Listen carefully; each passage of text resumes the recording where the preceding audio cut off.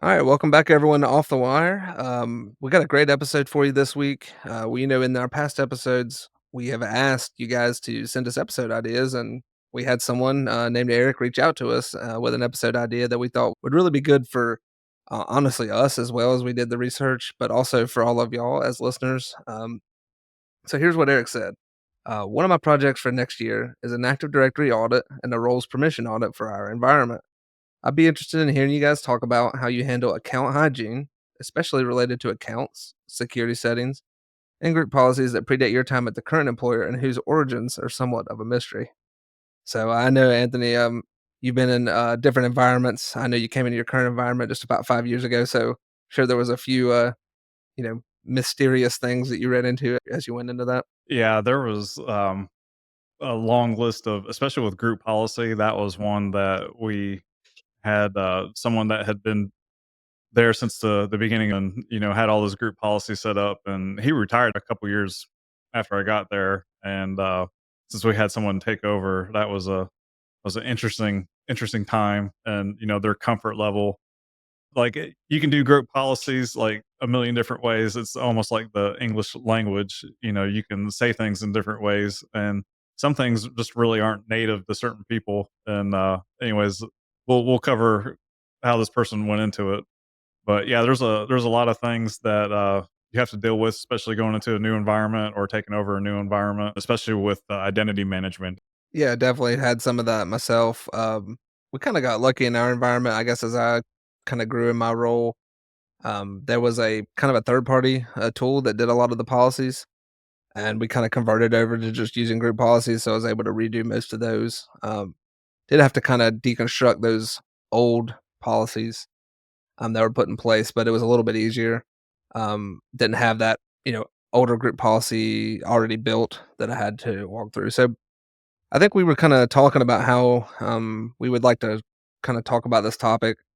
And I think the big thing we were going to start with is kind of some just general account tips, some stuff that you and we both came up with some good ideas here, things that we do to help us, I guess, maintain that hygiene. And really, we kind of talked a lot about it is a lot of hygiene is really just that audit process, and the auditing a lot of different things. One of the ones that we use and it kinda is an audit process, is, we developed a script a couple years back, that it is constantly looking for stale accounts, and for us, stale accounts are accounts that haven't had a login, in over a year, and then we actually just disable those accounts. The script also emails us those accounts that have been disabled, so if there is something that we know is important, we can kinda jump right back on it. But that's kinda one way that we feel like we're able to kinda see these older accounts that, someone made for some specific reason at some point, and now doesn't serve that purpose anymore. And it's just an automated way for us to go through those. Yeah, and for us, how we handle it, we've had some tools in the past, and currently we're using just the identity management part of CrowdStrike, and we do not automate it. We're a little more old fashioned with that. Basically, CrowdStrike it'll identify all the stale accounts, and what we do is after a certain period, we'll move them to a OU that's kind of disable them and move them to an OU that's clearly identified. That basically we're gonna it's pending delete. They got a funny name for the folder, but I guess I won't no harm in sharing it. They call it the train station. Anyways, if it's in the train station OU, it's getting ready to be retired. So that's one thing we still aren't fully comfortable automating the deletion of those, but we move it there and then, and disable it. And once we see there's no issues, then we look at removing it. Yeah, for sure. And definitely if you're moving OUs, I can definitely see that. For us, what we'll do is we'll actually just disable these and kinda we do the manual OU move.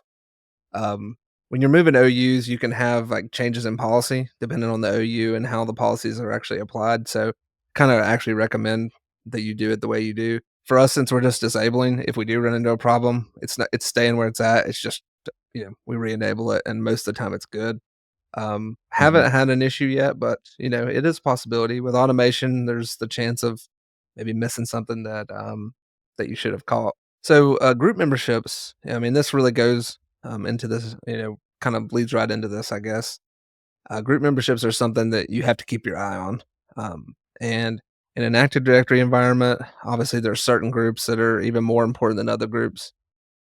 We are kind of continually auditing, is what I'll say. Maybe we should have a more specific, point in time that we actually just check in once a year. But typically, every time we're kind of in that group, looking at that group on some of those, we are auditing those groups. So obviously, the admin groups, domain admins, things like that. You should be auditing those pretty regularly, and making sure that you don't have more than you need. I see this a lot of. I've talked to other co-ops. I've talked to other, small businesses and medium businesses. They tend to over subscribe, people into this group. There's a lot of people that need some sort of like, elevated access. Doesn't necessarily have to be domain admin, but you find a lot of users in domain admin. There's also 365 admins as well as we become, and I know you guys are as well. A lot of small businesses are kind of moving toward that 365 cloud. You got to also be looking at those kinds of things. And now that there's kind of more, each 365, I guess, application, whether it's Teams or Exchange, has its own set of admins. You really have to kind of, it actually makes it a little more complex, but those cloud admin accounts, you need to be looking at that. And one thing we also do is review our VPN.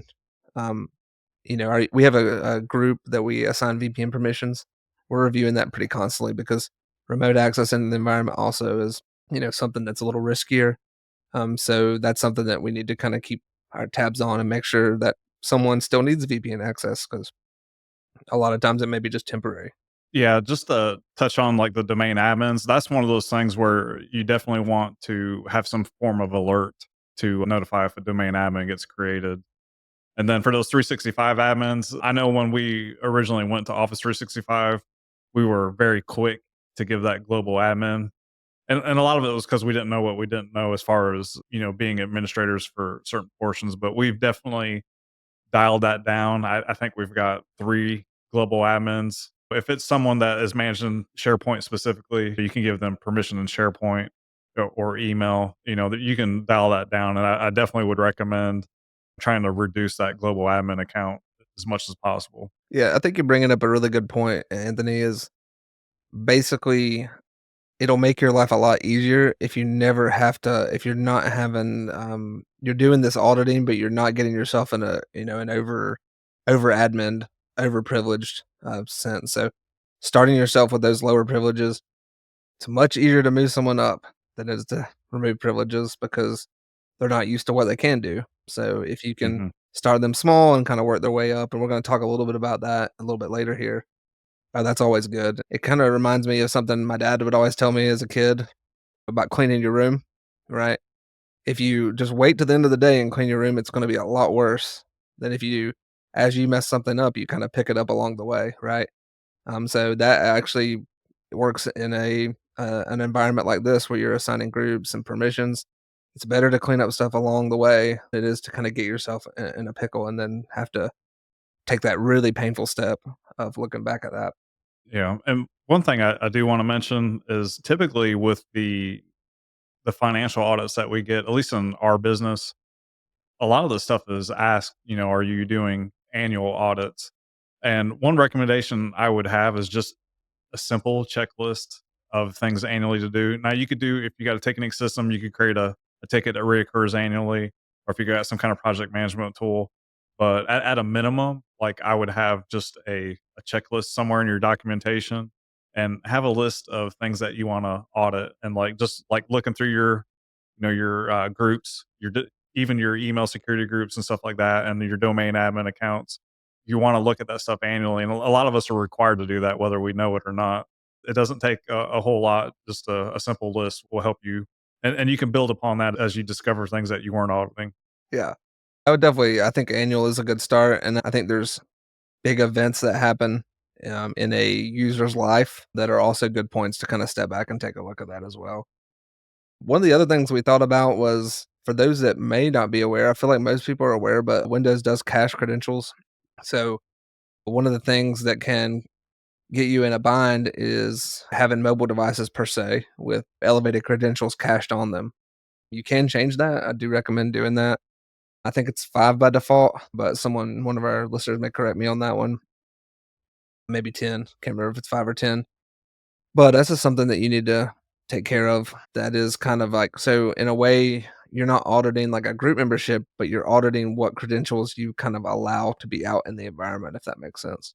It's not totally tied into this, but one thing I would bring up is we do it through group policy, but for a lot of our machines that we do after 90 days, it just deletes the profile on that machine. Again, we do it more for patching reasons, but that's one thing that I'd recommend just looking at that. Yeah, definitely agree. Kind of moving to GPOs.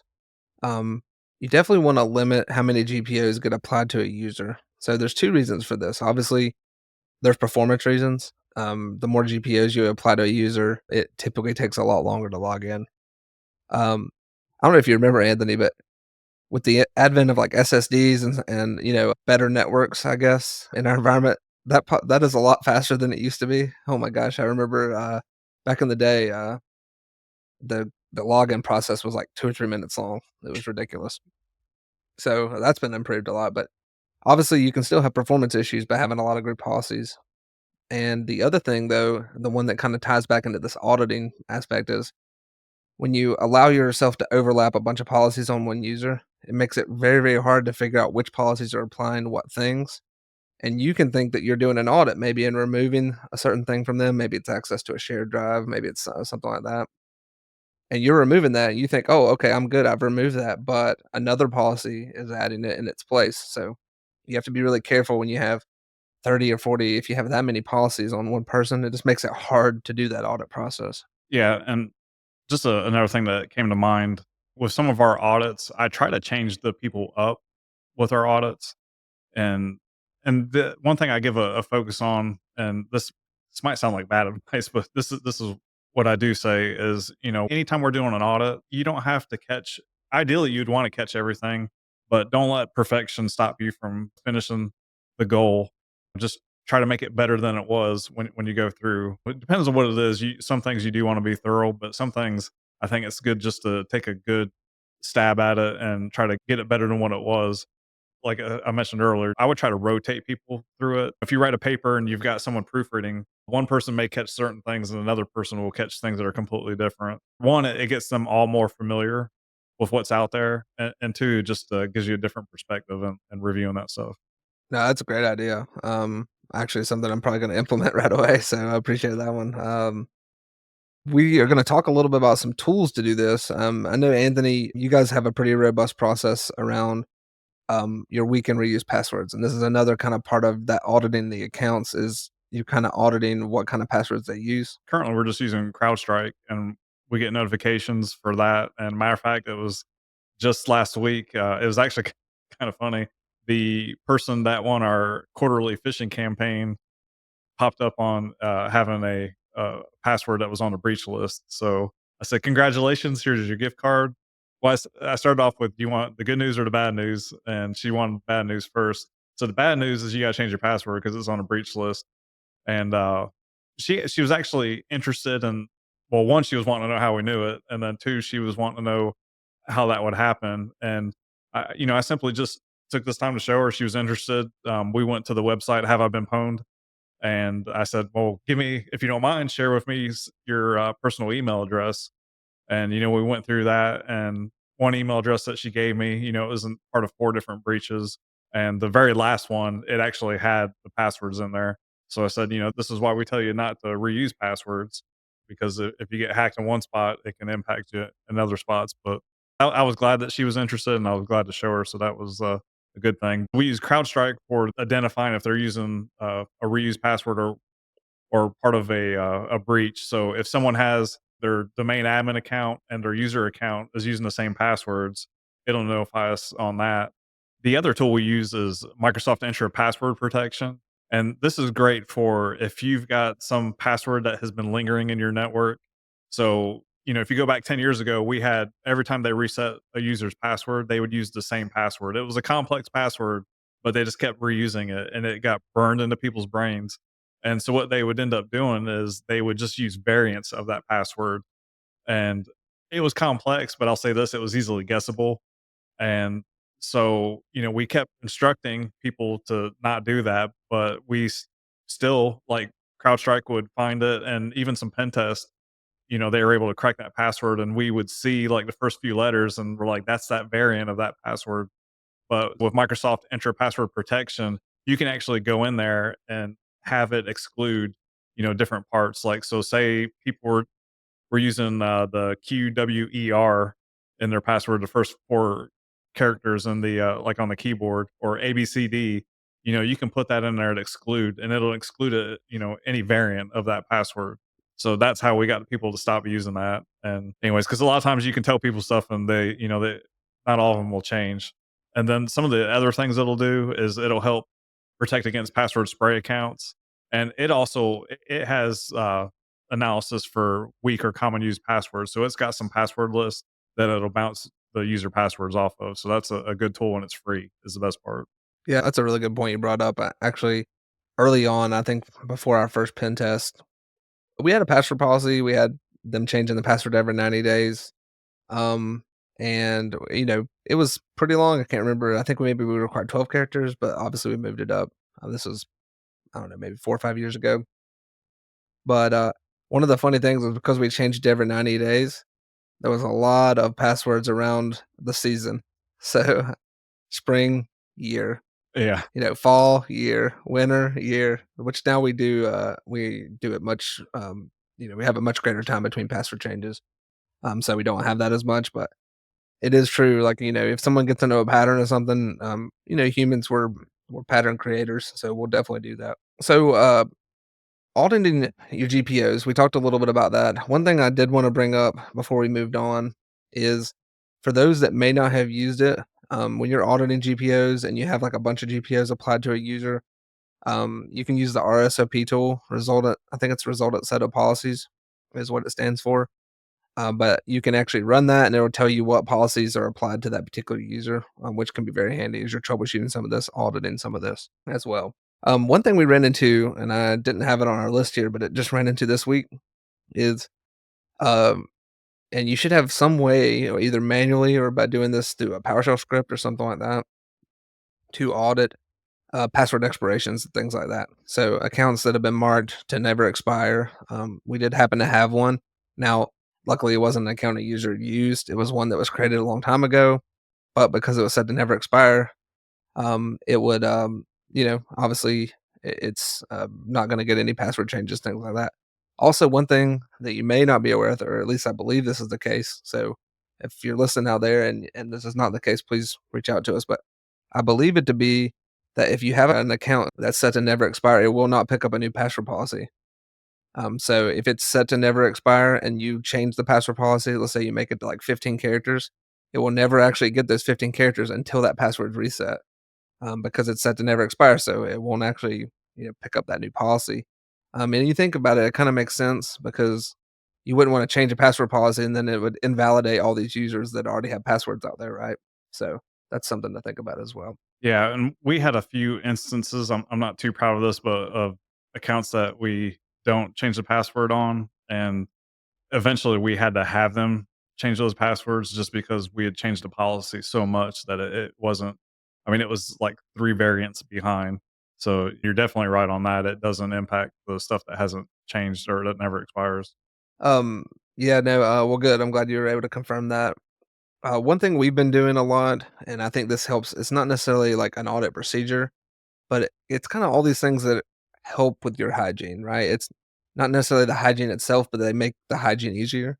Is we've been kind of moving exclusively to groups versus users as much as we possibly can. So we apply all our permissions versus groups instead of using our user accounts directly.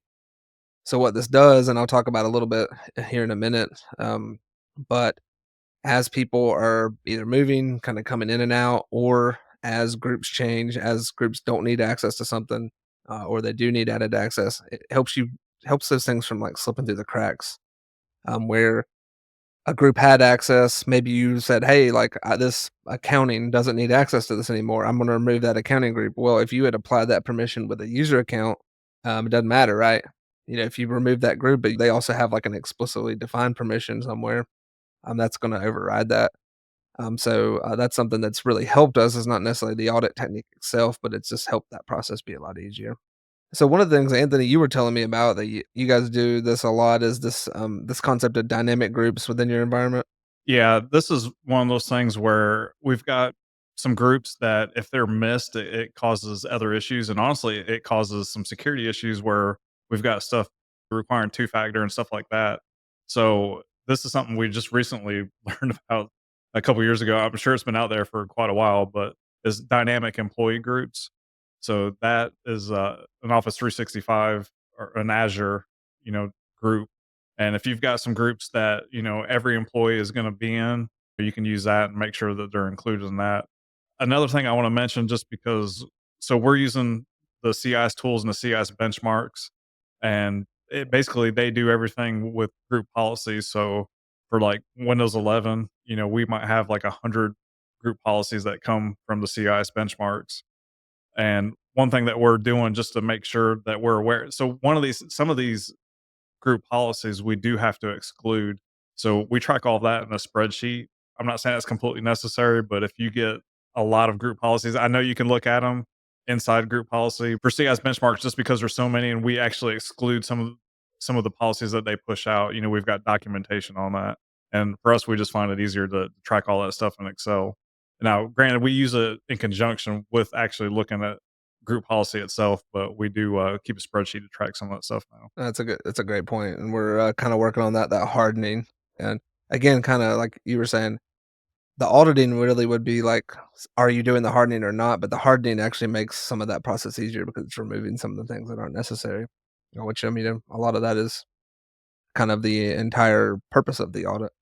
One thing that we do as well, and everyone should be doing, is if an account doesn't need interactive login, that needs to be removed. If account falls in the wrong hands, a service account, something like that, you don't want to necessarily log it into an actual desktop. And another thing is making sure, and this is a simple thing, but making sure that users, whenever you're resetting their password, that you're not like keeping that right.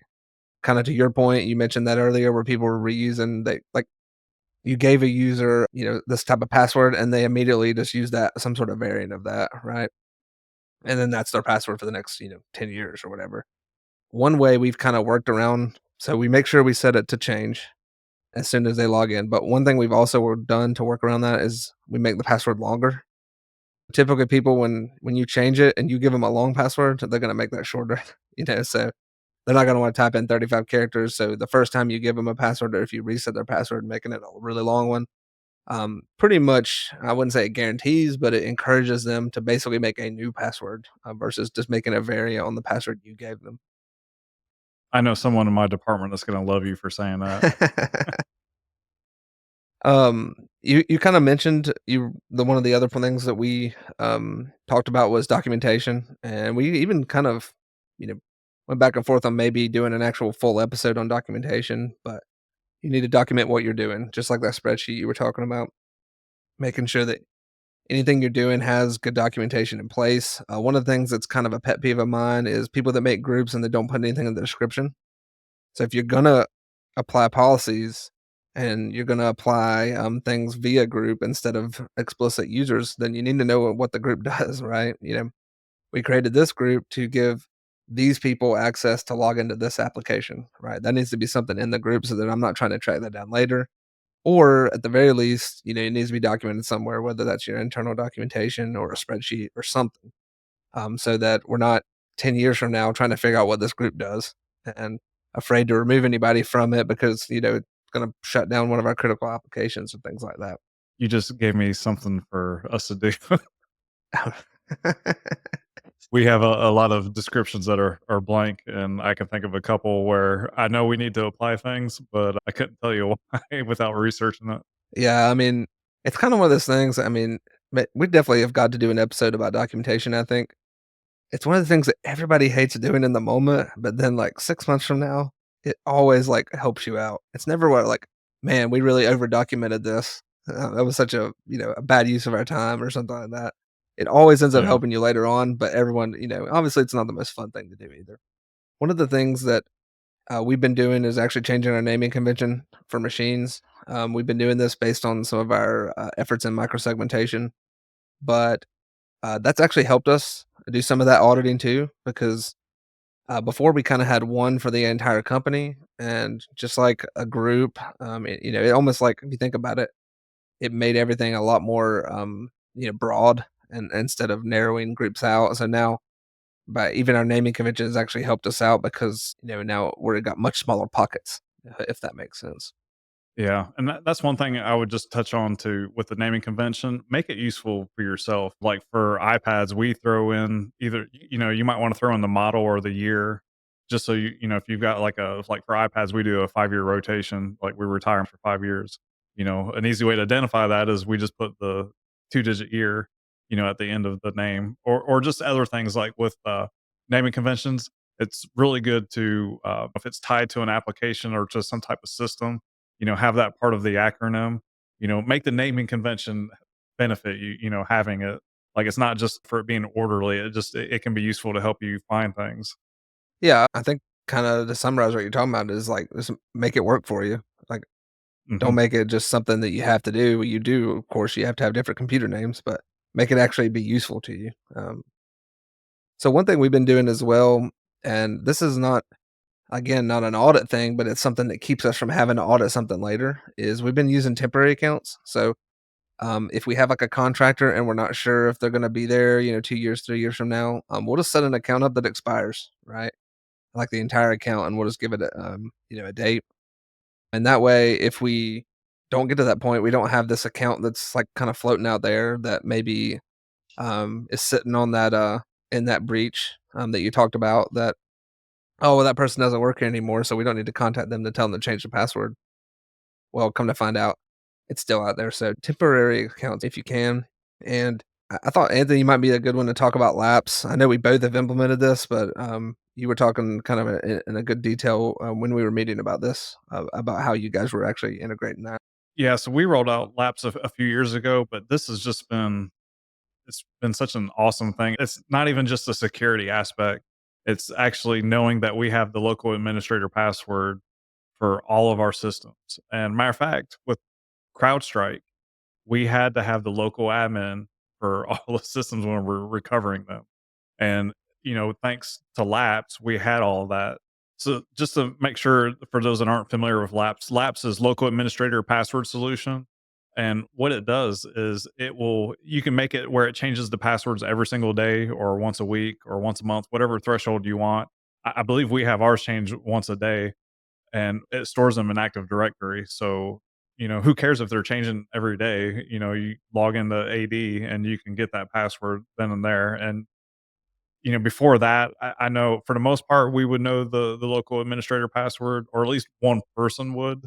But now, the folks that have the appropriate rights in AD, they all can figure out what that local administrator password is. So, anyways, that thing has been very helpful for us. I mean, one, it's more secure, but two, it's just helped us in making sure we have those passwords. No, I totally agree.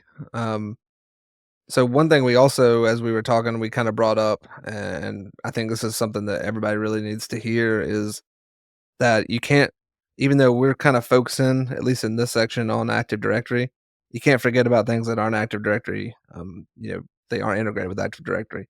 We have systems. I know everybody has a system. They have an application. Maybe it's, I know one off the top of our head, it's like one that our mechanics use that doesn't integrate with AD. Are you doing the same audit process with those systems? They may be more singular focus. Obviously, AD, if you've integrated it pretty well, can have a lot of impact, I guess, if someone compromises one of those accounts. But don't put those other accounts any less. I mean, they can also have an impact, and they may not have as robust a system of monitoring as an AD password might have. Yeah, and just to add on to that, Tanner, he's constantly referencing the crown jewels, and I'm going to steal his term, but we've got one system where it's our crown jewels, and there's no AD integration, and that's one of those things. It's probably almost more important that we're auditing that than AD even, and that's one of those things where I mentioned earlier, just having a list, like you know, put that on your list to make sure you're checking it once a year at a minimum. Yeah, that's a good one. Um, Obviously, auditing, if you're still using file sharing, we have less file sharing internally than we used to with the advent of cloud file systems such as OneDrive, Dropbox, things like that. I'm not saying we use Dropbox, so don't yell at me. Don't send me a nasty email there, but if you do have internal, and we do still have some internal data shares, just make sure you're auditing permissions on those, whether that's the actual security permissions, share permissions, and also just any data shares that are open to everybody. Those are ones that you have to be really, really concerned about. We're trying to get rid of all of those. I know that I'm sure there's a few out there still, but the less of those you can have, that just makes your job a lot easier. That's one thing I'm proud of our folks. We had file shares after file share, but we've got it down to where only 2 workstations share 1 file share, throughout the whole network. And, when you're getting your pen test done, that's one of those things where it shows, the people that got permissions to different data stores, or if they have directories to map drives or to folder shares, and then they get breached, they can encrypt those entire folder shares. So it's kind of important to try to minimize those if you can. Yeah, actually, got a good story about that. This goes way back. I would say probably 12 years ago. It's a long time, maybe even a little bit longer than that. We got one of the early versions of ransomware, probably one of the earliest ones. But the computer hardware was so bad at the time, it was actually going through trying to encrypt this open network share. It only got about 12 folders in, just because the hardware couldn't keep up. It was using this one particular desktop to actually try to encrypt this share. And we got really lucky in that regard. We were able to restore from backup. Not a huge deal. There was probably, I don't know, 600 folders in that thing, so it was very little of it. But it still had some issue. Obviously there were some folders in there that were important. People had them. I think we got it back in a couple hours. The backup systems were a lot slower back then too, on recovery. But it's one of those things, like, those open shares are just deadly. I mean, because, especially, and I've seen this in the past. Obviously, we've cleaned up almost all of this, if not all of it. But a lot of times it'd be just open shares on, like, the C drive of a server.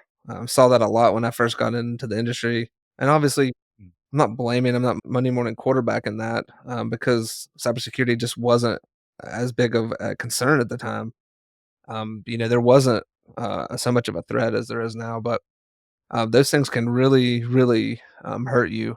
And computer hardware is not as bad as it was. So, you've read in the news plenty of times. There's been companies where they get encrypted like all at the same time. 100 machines, 1,000 machines. So you gotta, that's the stuff you have to clean up. So I talked about this a little earlier and said I would reference it, but Anthony had a good process. Hey, you need to be at least doing an audit once a year. But there are other times I think when you need to kick off an audit, right? Now some of these are pretty straightforward. Obviously, when you're onboarding someone, you need to be doing an audit of what they need to do, right? You don't gonna give them permissions they don't need. Um, but I would say in that onboarding process, what you really need to focus on is this job role, even if it's named the same, is it doing the same role? Because sometimes we'll get in a habit of, well, okay, an accountant's coming in. Well, the last accountant had this, right? So accountant must need this. But is this person, like, for example, let's say they're called a general accountant, do the same job as this other general accountant? Maybe, maybe not. So onboarding needs to kick off that audit process again, that discovery process. So you're trying to figure out, what they do, so you're not over provisioning. But also, and I think the biggest one is job changes, right? People get promoted, they go from one position to another position. You need to make sure that they're not keeping some of their old permissions as they go into that new role. And then, of course, another one as well is offboarding. So when people are leaving, accounts that have not been disabled, all those kinds of things. These are kind of three other times, other than annual, where you need to kind of kick that audit process off again. Yeah, and that's something we just learned that lesson on. I mean, it wasn't any cybersecurity event or anything, but we had a user that was quick to point out that they had access to something that they had no business having access to. And it was one of those things where their predecessor had access to it and said they needed access to it, predecessor before them. It's one of those things where you really just need to talk to either the supervisor or department lead, to and occasionally question those things. Do they need access? I know it's a pain in the butt, but if you look at it from the onboarding and offboarding, that is definitely the most opportune time, and people would be more open to discussing those questions as you bring someone on or if someone's leaving. Yeah, I totally agree with that. I'm a big Ted Lasso fan, and One of the things he talks about is being curious, not judgmental. And I think that's exactly what you're talking about. Is like, you're not saying, why in the world do you have this? But you're being curious. You know, why would you need this? You're not kind of being derogatory toward them or anything like that. You're just trying to kind of learn because maybe they do still need it. I mean, maybe that is something that they need. So I like that, just being curious and in a real polite way. And I think there's a lot of inroads to be made there. Maybe that's a whole another episode in itself. It's just, kill them with kindness, I guess. But it really actually helps out our job a lot easier because the kinder you are, typically people are more willing to kind of be receptive to new ideas, maybe them not having that permission that you don't think they need anymore. So something me and you talked about as we were kind of researching for this episode was, especially in an AD environment, there's a tendency in an IT environment to over provision security permissions. So I remember when I got to my current employer, basically everyone had domain admin. I mean, if you worked in IT, you had domain admin. And again, cybersecurity wasn't quite as prominent as it is now, of course. But what I found is you really need domain admin for very few things. And a lot of people got domain admin, and it was just kind of, I don't know if laziness is the right word, but convenience. They just didn't want to have to be bothered to like figure out where they needed to give themselves permission to get the things they needed. And they knew domain admin could do anything. So that's something that we kinda have been clawing our way back from by removing it, even for myself, as a leader in the IT group. Do I need domain admin? I mean, I have a less technical role than I used to have. Am I the one going in and setting up new domain controllers? No. Someone else is doing that now. So do I really need domain admin? Maybe I don't. So part of that is just kinda having an honest conversation with yourself as well.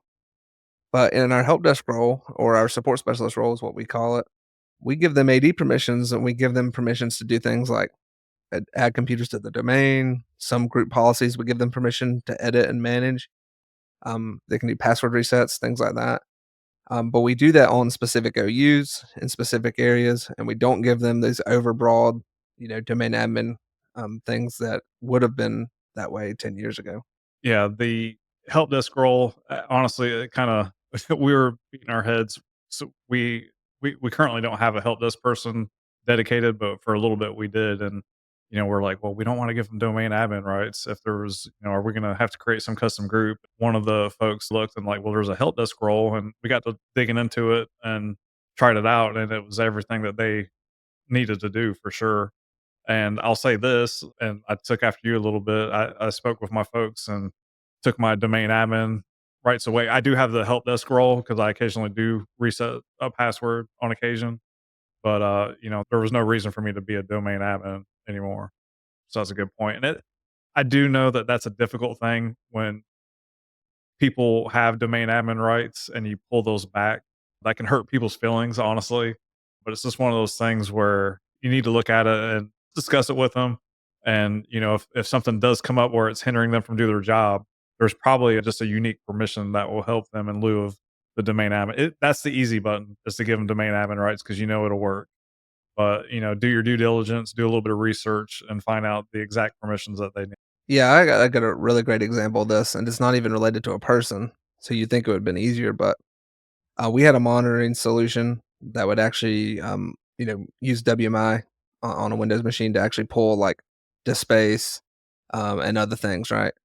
Well, we just gave it domain admin because domain admin had access to everything. As I did some this is probably, I don't know, 5, 7 years ago, did some, digging a little deeper into that, I realized that, hey, there was actually, like, a couple roles on the local machine that we could give it access to, and doesn't have to be a domain admin, and also doesn't even have to be an admin on the local machine. There was, I forgot what it was. It was like maybe a remote users group, and like there was like a monitoring group, something like that. But anyway, there was a couple groups that had to be part of, but they could be removed from that process. So it may not even be a person that you're removing this. We're really bad with service accounts. I know a lot of vendors are really bad saying like, our account needs to have this kind of access, right? And or in a lot of cases, they'll really overstate the resources they need. They're really the same thing. It's basically they just don't want to be bothered. They don't want the inconvenience of having to actually dig in and pick apart things one at a time and actually figure out those things. So just be very, I guess reserved or be very cautious when someone's asking you for those kind of permissions. And again, be curious to say, "Hey, why do you need this?" And the more you find out about it, a lot of times, the more you find out that there's another way to do it without having to give those over permissions. Yeah, we had the exact same thing. Most of our service accounts, if you go back like 5 years ago, were domain admin accounts, and, um, I remember I got a little bit of backlash when I suggested that, we just try user accounts for a lot of them, and there was a few, we don't have one service account that's a domain admin. Um, there's for the most part, most of them are just regular user accounts. And actually, we were just working with a vendor. It's been less than 6 months ago, and they said it needs to be a domain admin. And I was like, are you sure? And why? And they didn't really. They were a programmer, so I took what they said with a grain of salt. And the person that was actually doing the work, I messaged them directly, and I was like, just try a user account and see if it works, and it worked just fine. And we've been running off that for a while now. Yeah, a lot of it's just convenience. People just don't want to have to go back in and like if something doesn't work and actually figure out why. They know, hey, you give me this, I know it's going to work. One thing that kind of goes into that audit and we wanted to bring up, and you've actually already done an episode on this, even before I joined the show, was, you know, a lot of times in the past, there was a big push, or at least in our world, there was a big push to add vendors as like part of your AD environment. And like, that for a while, maybe that was reasonable, but obviously as vendors grow and our technology environments grow, that kind of gets out of hand. And so one of the things I would say is offload that. Use one of the tools. Anthony had an episode on this on some of these secure vendor remote access tools. And Anthony, you may want to talk about the success you've had with yours, but basically use these tools to offload that onto someone else, right? You don't want to have to audit like who's an employee of that company, who isn't an employee of that company. You can let one of those folks on their end, a kind of a super user, kind of take that position for you. There's a lot of compliance that just requires that either you are actively watching every session or you record it. And I don't know any ID department that's just so flush with folks that they can sit there and watch every single vendor that logs in. I mean, we just really don't have that kind of bandwidth within our team. And so, yeah, we did an episode, and I'm sure there's more tools out there, but the two big ones that I'm aware of are BeyondTrust and SecureLink, and they're both good tools. But that's one of those things where you're going to have to buy a tool for that. Some of them can be hard to roll out working with your vendors. It really just depends on the vendor and how open they are. But anyways, we've been on one of these systems for several years now, and for the most part, it's second nature to most of our vendors. I'm not gonna lie, there's an occasional vendor out there that they're just very difficult to work with in general, and those are the same people that have issues with the access. But anyways, this is something that makes it much more secure. So we're blocking, with our firewall, any log me in or all those different tools for remote sessions, all the ones that we're aware of, we're blocking those. And we've got this tool in place of that. Yeah, I like that one. In fact, there's one, it's not in the tool we use, but it's in one of the other tools that I actually thought was really cool. It's like a triple authentication. So they, instead of like just multiple factor, like two-factor authentication, what they'll do is you have your user account, username and password. You'll multi-factor with your device, and then you also get a code via an email to your work email. I thought this was really cool because, you know, I know the vendors try to do a good job, the ones that we've allowed to create and remove their old accounts, but they're never going to do probably as good a job as us removing the old accounts as employees move on into different roles or to a different company. But one thing they definitely will do was disable their corporate email. So I didn't kind of like that. It's not in the tool that we chose. We chose another tool for some other reasons, but I thought that was actually a really good feature, and it was a way to pretty much eliminate most of those things because if anyone, any company knows, first time someone gets terminated or they leave or whatever, the first thing you do is disable access to systems, and one of the first things that you disable is email access. So that kind of takes care of that, right? Once they disable that company email, now hey, that person can't. They're not going to be out there getting back into your environment per se. So thought that was pretty cool. One thing I did want to add to that, we're all human, we all make mistakes, but we did get a little lax on. So basically, we get a request from every vendor, and we can approve it. Like, I mean, we can even approve it from our phone. But we have one vendor that logs in quite a bit, and there's so we're a 4 county, FOUR county, and there's another 4 county with the number 4, and we got a little too lax and didn't question who they were working with in our department, like, just kinda auto approved it, and they were working on the wrong 4 county and took down one of our systems Mm. because they thought they were fixing an issue. So, even if you get these tools, make sure that someone is aware of why they're on your system or making that request.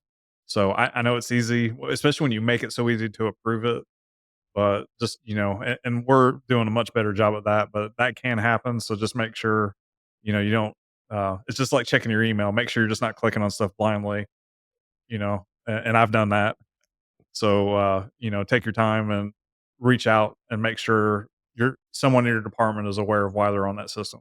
Yeah, one of the things we kinda did to help us with that is we require them to put a case number into the reason why they're accessing our systems, and we, cross correlate that to our case. So if that case number doesn't match one of the cases we put in, then we just disallow it. If they don't put a case number in, we disallow it, and we say the reason for denial is because it didn't have a case number. Um, for at least, the vendors that have those, there are a couple vendors that don't really have ticketing systems. They're small, kinda HVAC vendors and things like that. But for the ones that have ticketing systems, we require case numbers, so that helps that. Um, one of the other things, as we've gotten more cyber aware, one of the things that's really helped us become better protected is multi-factor, right? But you have to audit that multi-factor, right? You have to make sure that it's still in place in all these different areas. And I think with the cloud, it's made it a little tougher because now there's a ton of different admin consoles in a lot of different areas, and it's not locked down to just your environment anymore. So really, you need to be going through at least all your admin consoles, remote access, VPN, things like that. But ideally, really your entire environment, I would say annually, and just making sure auditing to make sure they have MFA. So that's one of those things that hygiene, right, is making sure each account is enabled for it, make sure each portal is enabled for it. That can keep you from having major security issues down the road. Yeah, I'm a little ashamed that we didn't separate our regular Office 365 account from our global admin. But anyways, we did do it like a year ago or maybe a little bit longer ago. But one thing, doing an audit, was able to identify that my global admin actually could get in without MFA, and it was just a small misconfiguration. And anyway, so it's definitely important to do those audits and just make sure every system that's public, has MFA applied to it for all your users. Yeah, absolutely. So we kind of talked about some of the tools. We wanted to have a little section on some tools. And we talked about some scripts and things like that. So if for those that might be interested in that, you can reach out to us. We can definitely provide that. Or if we get them before the show goes live, we'll go ahead and put them in the notes as well. Anthony, you already kind of mentioned that intra password protection. So for those that have Azure AD, we're not quite there yet. We're looking at Azure AD and how we might migrate there. There's a great tool that you can have to help you detect those weak passwords. One that I've used in the past in a kind of a trial way is the Manage Engine AD Audit Plus. It's actually pretty reasonable. Really, most things from Manage Engine are pretty reasonable, but it's another tool that I've used in the past that's helps you kind of do some of these auditing tasks.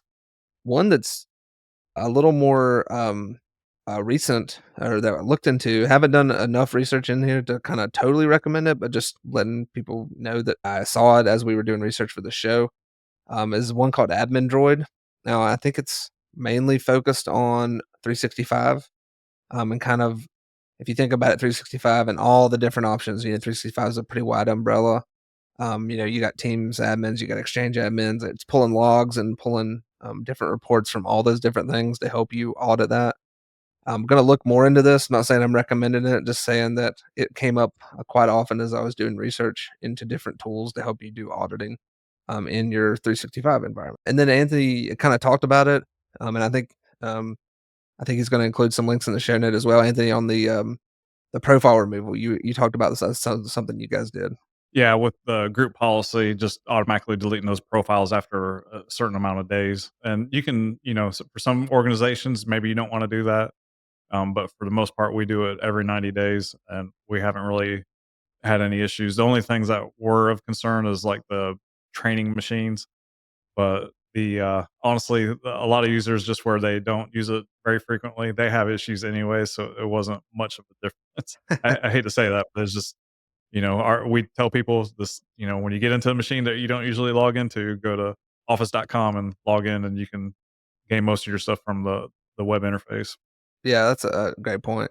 There's also some non-technical tools. You mentioned them already. Um, you talk about reminding yourself annually to do things, right? If you have a ticketing system, and I think honestly most people out there have some sort of ticketing system, and that may be something we need to do an episode on as well. But um, if you have a ticketing system, we use a lot of scheduled tickets within our ticketing system. So if it's a certificate that needs to be updated, or an audit that needs to take place, or whatever else it is, we'll just have it automatically create us tickets. But you can do that in any other matter of ways. Outlook calendar, notification that your whole group's kind of invited to, a spreadsheet that you check every day or every week, or there's a lot of ways you can go about it. A project management tool, you mentioned that as well. So those are some non-technical tools that you need to probably be using as well. Again, because some of these tools are mainly for AD, but we talked about applications that are not AD integrated. So you got to have some other way to at least remind you to look at those. And then the last section we wanted to talk about was kind of things we're monitoring. So we were talking about it earlier, kind of before the show started, but a part of auditing is also monitoring, right? You know, there's the audit itself where you're going through and looking at the stuff, but then there's the monitoring, right? You need to make sure that like what you just audited doesn't change, right? So I know we were going to talk about some of the things that we have monitored that we're looking for, and one of the things that has been very useful to us, not only from a cybersecurity point of view, but just from a troubleshooting point of view, has been auditing group policy changes. So we have a product, we use this in our SIM to do this, but there are other tools, of course. We mentioned some of those, but knowing when a group policy changes is not only good for cyber hygiene, but is also good for just normal troubleshooting, because you need to know if like, hey, someone adjusted this group policy and now everyone's getting this printer across the whole company. Something as simple as that. That's definitely something we felt like has been pretty critical to monitor. One thing, just to bring up, I had a conversation with a FBI agent. And one of the things that he brought up, one of the things that could help them assist you if they need to get involved is just making sure that you've got these log files and stuff like that. And you mentioned a seam. We're actually rolling out a seam this year. We've kind of really just got started on it, but it's really just one of the purposes is having a backup of all those log files and also be able to you know filter through that data in a much quicker fashion than logging on to each system, on top of the alerts. But that's one thing to make sure you're collecting and gathering your logs. And if you don't have a seam, at the very least, have a syslog system to centralize all those log files. No, definitely agree with that. Some of the other things that we thought about was, we talked about some of those critical AD groups, enterprise admins, domain admins, administrators in traditional AD. Obviously, there's different admins in 365 around the various applications, Exchange admins, stuff like that. Um, you need to monitor anytime someone's put into those groups. You need to know when someone enters those groups. In reality, you kind of need to know everything that happens to those groups. So whether that's removal or addition, because any of those things can also be early warning sign and then at the same time, maybe you have a member of the IT that did something by accident, right? Maybe they just, or maybe they didn't think about it. They were like, "Oh, I'm going to add this person to domain admins, and then I'll remove them in a week." So just having notifications and monitoring on those groups is really critical. We also monitor password resets. So those are admin password resets. Of course, we don't monitor password resets, where the user just does that. But anytime someone in AD resets a password, we log that. as part of the SIM as well, because those can be kind of early telltale warning signs. Again, not only for cybersecurity, but also just helps you. If someone, let's say, resets someone password before they go home that day, they're off the next day. Someone calls in, you like have that in the back of your mind. Hey, they just reset this yesterday right before they left, so maybe they were working on something related to that. New user creation and any account deletion, definitely something else that we were kind of talking that we feel like you definitely need to have your hands on. Somehow, some way, you need to be able to know anytime a new user gets created in AD. Obviously, anytime an account gets deleted as well. And then I think there's a few other ones that we monitor, and I can't remember, Anthony, if you were telling me if you monitor these as well, but first time logins into devices is something you need to be looking into. If someone's logging into a device they've never logged into before, that's a good one to get an alert on. That can be someone reconning around. They've made an account. Now they're moving from machine to machine.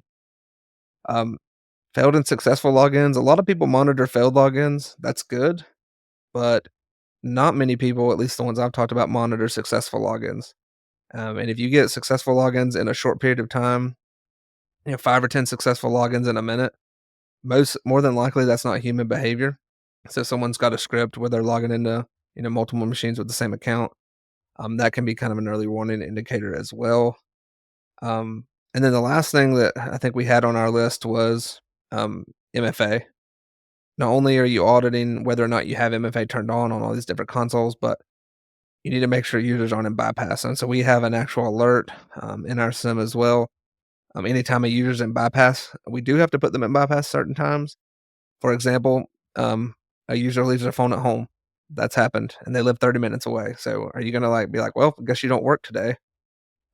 But we want to make sure that every time they log in, we get an alert about it. Like, hey, this user's in bypass. We also use bypass whenever we're setting up a new device for someone, like a new user. Maybe it's a new employee, so that we're not prompted, 37 times for multi-factor in a 2-hour window. But we want to make sure that if someone's in bypass, every time they log in, we're getting notified about it. Yeah, I'll chime in on the first time logins to new devices. Yeah, we definitely monitor that, and for the most part, it's just people doing things that are just not typical. But that's definitely something you want to alert on. And honestly, we had on occasion we'll have new people in our dispatch area, and that's a pretty complex system to log into. And there's a lot of if a lot of things that if they don't normally do that, they're not gonna really be able to do anything. And I just remember one time we did it and we actually proactively reached out to the user and they're like, "How did you know I was in dispatch?" And because we knew they would need help. And anyways, they were actually extremely happy to get that proactive call. And yeah, the failed and successful logins for the reasons you mentioned. And I'll just also mention, if you've got if you got an account that has been breached, you're going to want to know every system that they logged in after that account has been hacked. So you definitely want to look at the successful logins as well. And that's something that I'm looking forward to with the SIEM is the MFA users and bypass. And maybe there's a way to natively do that, but we've just occasionally just audit that.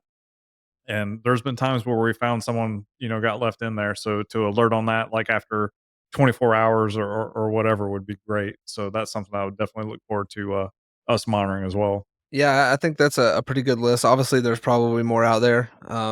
And if anyone, if you're listening and you think of one that we didn't cover there, please send it our way because we're trying to improve ours as well. We do the podcast to try to help people improve. But we're in the same boat. Like, you guys can help us improve as well. And so, if you have something, please shoot us a note. Because it may be something that we're not doing that really is critical or has been helpful to you. Anthony, any other thoughts on kind of account hygiene? Just it's kind of what I mentioned earlier. There's a lot of stuff. I mean, even Tanner, they're doing quite a bit that we're not doing, but don't let that dismay you and think that you can't do it. Just start at the very minimum. If this is something that you're not really doing a whole lot of, just start that simple list and build it up year after year and just progressively try to get better. And so that's how we started.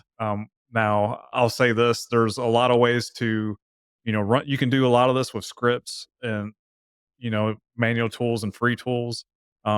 But some of those other tools, they do make you a little more efficient at that. But, there's a lot of this that you can do without those tools. It just take a little more effort. So, but at a minimum, just create that list and, make it a manual process. I mean, some of this is going to be manual no matter what.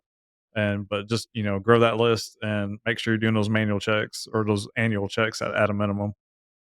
Yeah, I definitely agree with that. I mean, I think one of the things that I had a guy who worked as in a cyber role on my team a while back, and he was always discouraged because he just felt like he never got enough done, right? I mean, just never like secure enough. But one thing I always told him, and I think, and I truly do believe this, is we're really just trying to end the day a little safer, a little more secure than we started the day, right?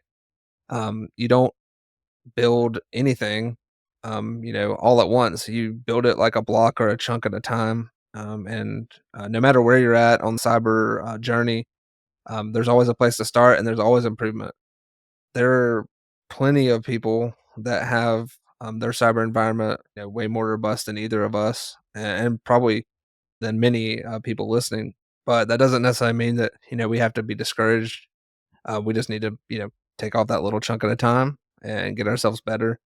They always say, you don't wanna you don't have to outrun the bear, you just have to outrun the other guy, so maybe there's a little bit of that as well. You just don't wanna be you don't wanna be so lackluster that you're the easiest target.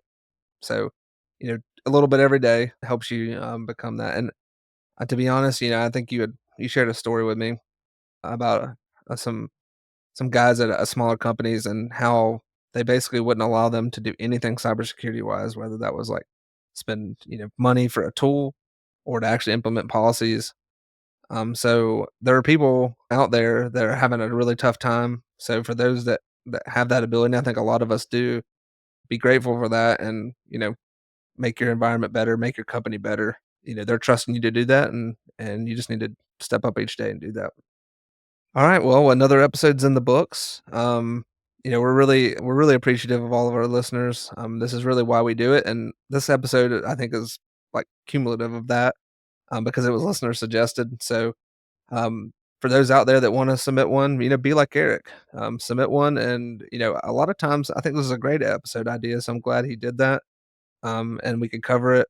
But if you have any more episode ideas for us, please just reach out. You can shoot us an email at show at Off the Wire Podcast or reach out on social media. Again, we release episodes every other Monday. And until next time, this is Off the Wire. Thank you, everyone.